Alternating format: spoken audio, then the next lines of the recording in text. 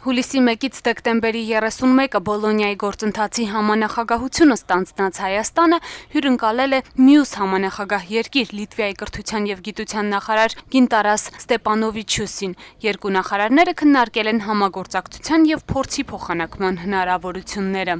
Լիտվան մեզ համար հրաշալի գործընկեր է նաև Եվրոմիության հետ ունեցած հարաբերություններում, որովհետև Եվրոմիությունը ստեղծում է հնարավորություններ նաև կրթական ոլորտում օգտվելու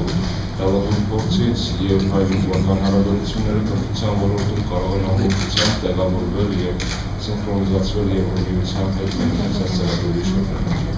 Հայաստանի կրթության եւ գիտության նախարար Արմեն Աշոտյանը նշում է, որ լիտվական բարեփոխումների արդյունքները շատ տպավորիչ են։ Լիտվական փորձի ուսումնասիրությունը թույլ է տալիս հայաստանյան կողմին կարծել, որ Հայաստանի բռնած բարեփոխումների ուղին շատ արդյունավետ է եւ շուտով դրանց արդյունքները տեսանելի կլինեն։